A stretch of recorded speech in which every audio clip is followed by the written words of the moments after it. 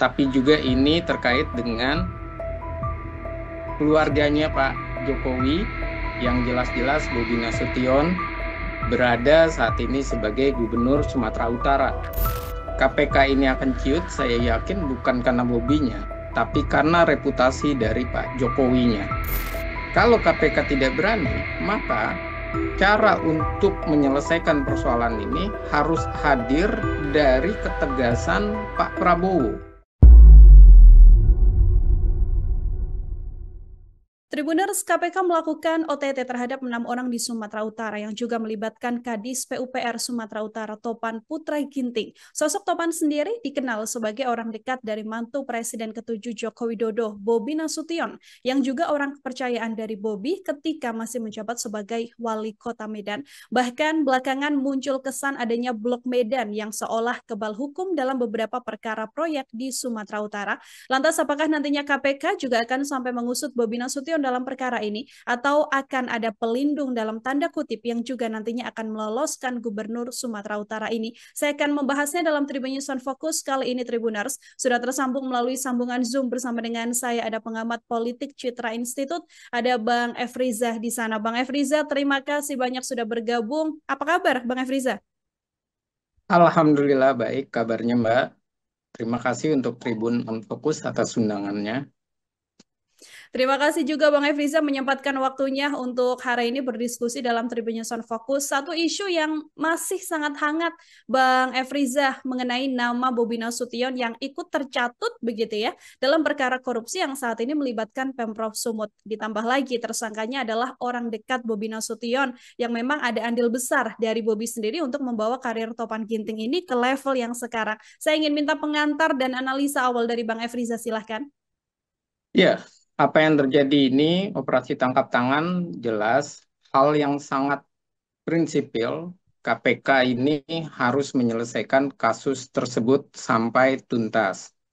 Yang kedua, KPK juga harus menelusuri pendanaan dananya ini sampai di akhir ke siapa dan pengambilan keputusannya seperti apa. Karena ini bukan saja menyangkut reputasi dari Pak Joko Widodo sebagai mantan presiden, tapi juga ini terkait dengan keluarganya Pak Jokowi yang jelas-jelas Bobi Nasution berada saat ini sebagai Gubernur Sumatera Utara. Dan tentu saja pemeriksaan aliran dana, pemeriksaan pengambilan keputusan, dan pemeriksaan terhadap kedekatan hubungan antara saat itu Bobi Nasution dan TOP atau TOP ini sangat kental sekali dari mulai wali kota Medan hingga posisinya saat ini Kadis dari Kepala Dinas PUPR. Dan ini jelas sangat berhubungan dan kita juga tahu bahwa proses ini tidak mungkin sampai di level Kadis saja. Dan ini tentu level ini ada di level yang tertinggi karena pengambilan keputusan. Dan ini harus terbuka karena semestinya misalnya melakukan lelang, tapi kok ini satu perusahaan swasta dan sudah dipastikan ia memegangnya dari PT DNG dan kemudian di dalamnya itu ada transaksi. Walaupun kita tahu transaksinya ini kecil memang, 1 TT 231 juta, tapi potensi kerugiannya itu sekitar 231,8 miliar. Dan yang utama adalah proses ini tentu saja tidak boleh sampai sekedar di bahasan atau di OTT saja, tapi harus dikembangkan terhadap proyek-proyek yang lainnya yang ditangani oleh PUPR. Apalagi kita tahu bahwa TOP ini akan menjadi atau dicalonkan atau dipersiapkan menjadi sekda. Artinya dia bukan orang sembarangan dan dia pun dipanggil dengan ketua kelas. Dan ini adalah contoh nyata bahwa selalu ada hubungan antara kepentingan dari di bawah dengan yang di atasnya. Dan Bobi Nasution tentu saja adalah sebuah hal yang perlu ditunjukkan oleh KPK, sebuah keadilan dalam prosesnya.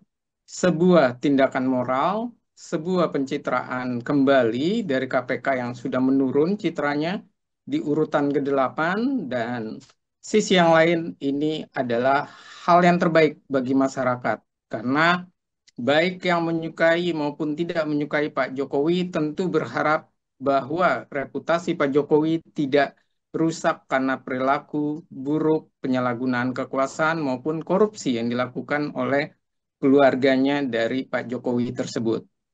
Hmm. Artinya Bang Efriza juga sepakat dengan desakan dari berbagai pihak yang meminta agar dalam perkara ini Bobi Nasution ini juga bisa ikut diperiksa.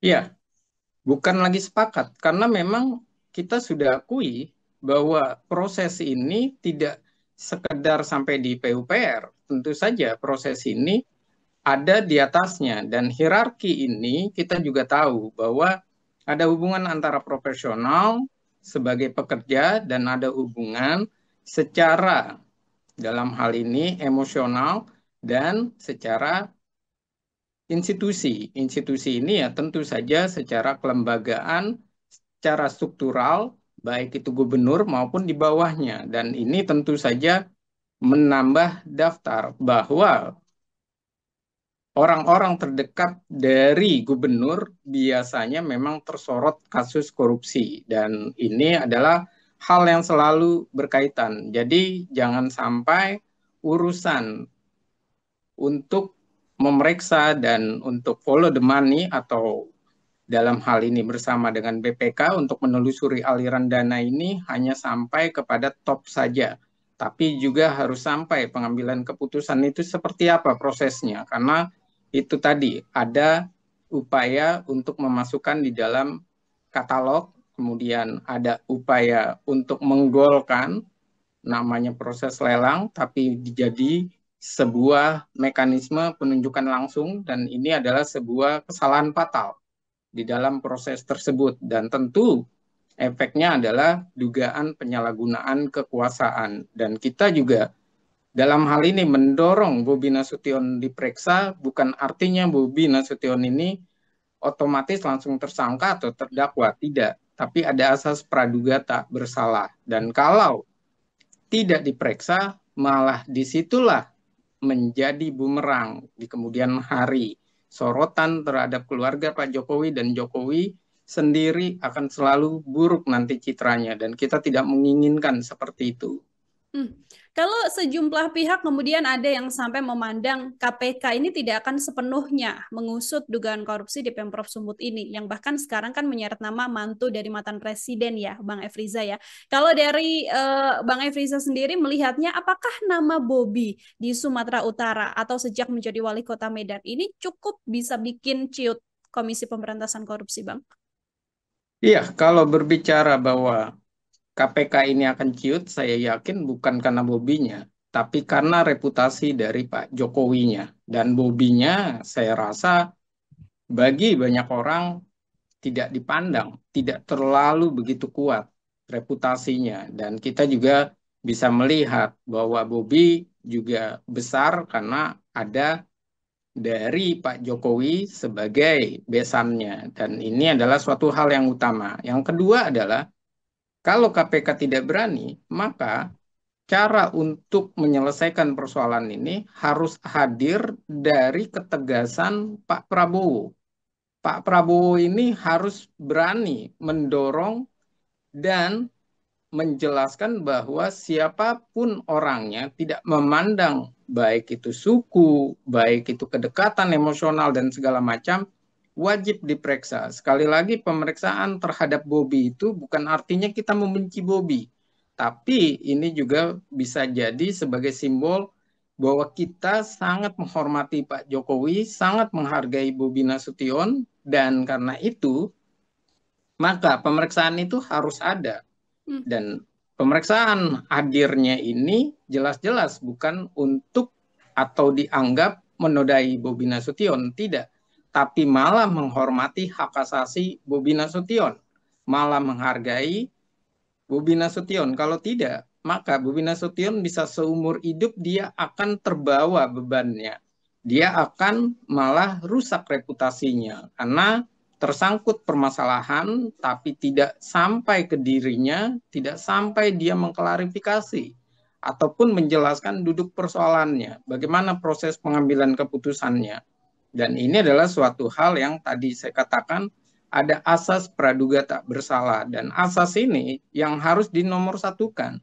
Dan kita pun mengakui kehadiran Bobi ini bisa sekedar hanya sebagai saksi, minta keterangan, pendalaman, dan saya yakin juga Bobi Nasution akan senang hati dia mendatangi KPK untuk menunjukkan bahwa pemerintahan di daerahnya, pemerintahan Sumut itu benar-benar bersih, benar-benar bekerja sesuai keinginan. Dan kita tidak melepaskan bahwa hal-hal tersebut kadang yang bermain tidak sepenuhnya Bobi Nasution, tapi memang orang-orang yang di bawahnya inilah yang mengabaikan kepercayaannya, yang bertindak tidak berkoordinasi atau bertindak sesuka hati di balik layar atau di belakang layar dari laporan yang semestinya disampaikan. Dan ini juga banyak terjadi kasus-kasus seperti ini.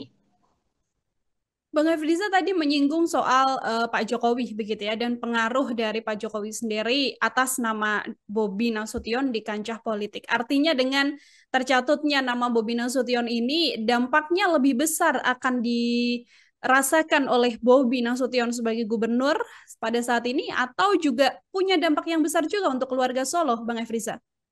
Iya, dampak keluarga Solo itu besar, Mbak. Pertama, kita bisa melihat dari bagaimana Pak Jokowi yang kita hormati sebagai mantan presiden, ternyata ia tersangkut dalam kasus yang selalu dihembuskan, yaitu ijazah palsu. Itu yang pertama. Yang kedua, bagaimana juga kasus dari orang-orang di masa pemerintahannya Pak Jokowi yang tersangkut kasus korupsi. Menteri-menterinya itu bermasalah dalam kasus korupsi. Dan yang kita tahu juga yang sedang diperiksa KPK itu adalah Nadiem, dan ini juga menjadi titik krusial karena kasus ini bisa menyeret banyak menteri dari pemerintahan Pak Jokowi. Berikutnya juga pengambilan keputusan yang gaduh di eranya Pak Prabowo karena menteri-menteri Jokowi.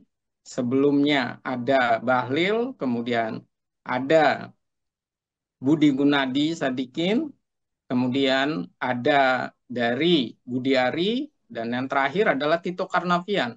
Dan ini adalah nama-nama yang saya rasa perlu untuk diperhatikan pula bahwa ini berdampak kepada reputasi Pak Jokowi secara keseluruhan. Reputasi bahwa pemerintahannya bersih, reputasi bahwa orang-orangnya yang diambil oleh Pak Jokowi adalah berintegritas, kemudian memang pakar di bidangnya sebagai menteri, dan sisi yang lain juga keluarga Jokowi akan tercoreng jika Bobi Nasution itu diabaikan ataupun diselamatkan oleh KPK, dianggap dengan tutup mata bahwa kasus ini tidak menyentuh ke dirinya. Dan saya malah sangat mendukung jika ada teriakan kalau KPK tidak melakukan sebuah pemeriksaan kepada Bobi Nasution, maka yang dilakukan adalah mengajukan pra-peradilan terhadap apa yang dilakukan oleh KPK dalam operasi tangkap tangan. Dan itu adalah bukti bahwa kita ini peduli dan bukan sebuah kebencian. Saya mendorong pemeriksaan kepada Bobi Nasution, tapi rasa peduli dan menghormati Pak Jokowi dan keluarganya itu pula yang harus kita letakkan sebagai satu kesatuan, bahwa mereka benar-benar keluarga yang bersih dari korupsi dan benar-benar bekerja untuk masyarakat. Oke, kalau bisa menilai kinerja dari Bobi Nasution sendiri, Bang Efriza ini kan sudah pernah menjabat sebagai wali kota Medan dan sekarang menjadi gubernur Sumatera Utara begitu kan. Berapa penilaian yang mungkin bisa diberikan Bang Efriza dan apa saja poin yang kemudian menyertainya? Iya, kalau untuk penilaian, karena saya adalah warga Jawa Barat, tentu saja warga Sumatera Utara yang lebih paham. Tapi kalau dilihat dari keberhasilannya sebagai wali kota Medan, kemudian menjadi gubernur Sumut, itu artinya reputasi dirinya begitu baik. Dan kedekatan dengan masyarakat juga begitu baik. Hanya saja memang Bobi Nasution ini banyak tersandra atau tersandung dalam berbagai permasalahan. Baik dari polemik keluarganya maupun polemik di daerah Sumut seperti soal nikel. Kemudian yang terbaru adalah soal operasi tangkap tangan dalam hal ini terhadap Kadis, PUPR maupun terhadap permasalahan pembangunan jalan nasional, dan ada dua kasus itu yang nilainya memang kalau dalam operasi tangkap tangan kecil, tapi nilai secara keseluruhan itu begitu besar, 231,8 miliar. Dan kalau berbicara reputasi, tentu saja duit segitu itu buat Presiden Jokowi yang pernah memerintah sebelumnya, yang sekarang menjadi mantan presiden, dan begitu juga anak-anaknya tentu saja tidak terlalu tergiur dengan jumlah-jumlah sebegitunya, apalagi dibagi dengan berbagai hal. Nah, namun yang menjadi permasalahan adalah bagaimana prosesnya. Dan kita tahu bahwa yang sering menjadi permasalahan baru-baru ini diangkat statementnya oleh Muzani bahwa banyak menteri yang tidak mengerti proses pengambilan keputusan atau kebijakan secara komprehensif. Dan sorotan ini waktu itu ditujukan kepada Tito Karnavian. Dan ini ternyata bisa jadi ini bukan sekedar kepada Tito, tapi kepada geng Solo dan kepada menteri-menteri yang memang berada ataupun bekas dari pembantu Presiden Jokowi waktu silam. Dan ini tentu saja menjadi catatan tersendiri. Apakah benar bahwa pengelolaan pemerintahannya Pak Jokowi ini benar-benar mengelola pemerintahan sesuai dengan hal yang transparan, komprehensif, dan peduli terhadap rakyat. Jangan-jangan pengambilan keputusan ini adalah bersifat tidak koordinasi, bersifat tidak komprehensif, dan bersifat bisa dimainkan oleh berbagai kelompok atau kepentingan-kepentingan di baliknya. Dan inilah yang perlu untuk dijabarkan. Dan sekali lagi ini menjadi pertanyaan. Apakah Bobi Nasution ini termasuk juga sekali lagi orang-orang yang bekerja di pemerintahan tapi tidak mengerti pengambilan keputusan atau kebijakan secara komprehensif seperti layaknya Tito Karnavian.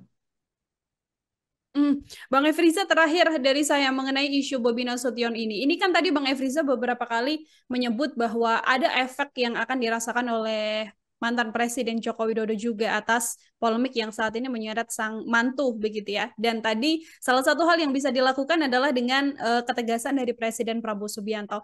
Jika melihat hubungan baik yang memang sampai sekarang masih terjalin antara Pak Prabowo dan juga Pak Jokowi. Terakhir dari saya Bang Efriza, akankah mungkin kemudian Bobi Nasution, kalau ini kan masih praduga tak bersalah, tapi kalaupun nanti benar terseret dalam polemik korupsi ini, apakah berkemungkinan untuk tetap dicokok oleh KPK?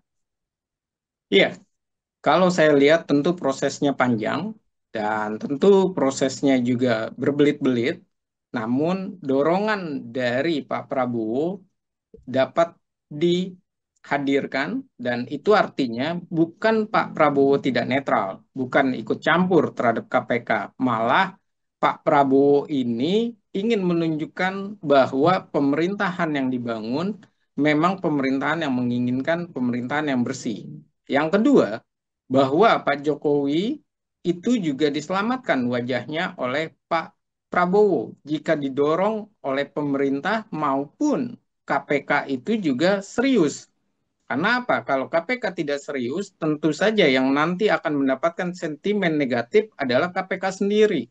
Jangan salah bahwa KPK sekarang ini sudah menurun pamornya, dan tiga hal. Yang pertama, OTT-nya yang mulai menurun, proses di KPK juga tidak jelas, lebih banyak gaduh, dan berikutnya adalah bagaimana situasi di KPK-nya sendiri itu benar-benar terjadi permasalahan.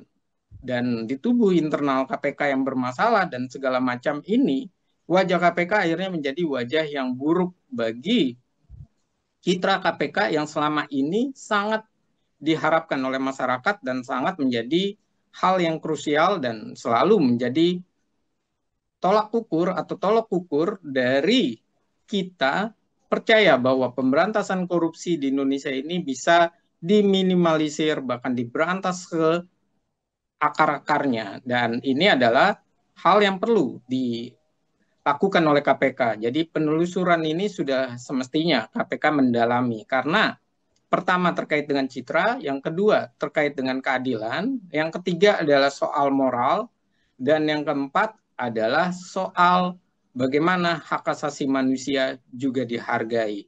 Jangan sampai hak asasi manusia ini kita cuma berbicara soal bahwa hak asasi manusia dilihat tidak boleh kepada masuk wilayah-wilayah orang-orang pejabat. Nah, itu salah. Hak asasi manusia itu malah juga dijamin dari penegakan hukum yang adil, penegakan hukum yang benar, penegakan hukum yang sifatnya menyeluruh. Jadi tidak tebang pilih. Dan ini harus, dan saya rasa penelusuran aliran dana ini luar biasa penting, dan penelusuran pengambilan keputusan luar biasa penting, dan KPK harus sekarang mempersiapkan diri untuk menghadapi dilema secara politik dan politis.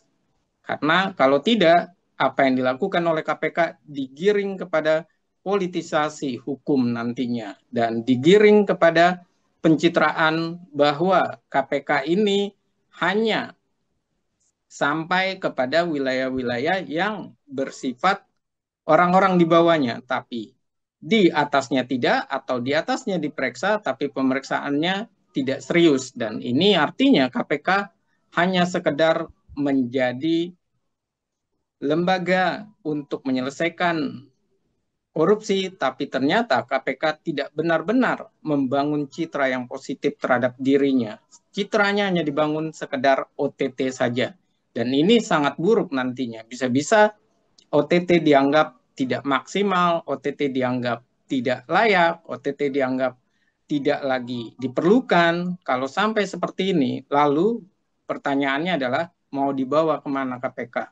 Apakah mau dilanjutkan atau dibubarkan saja jika tidak menyentuh kepada akar dari permasalahan tersebut?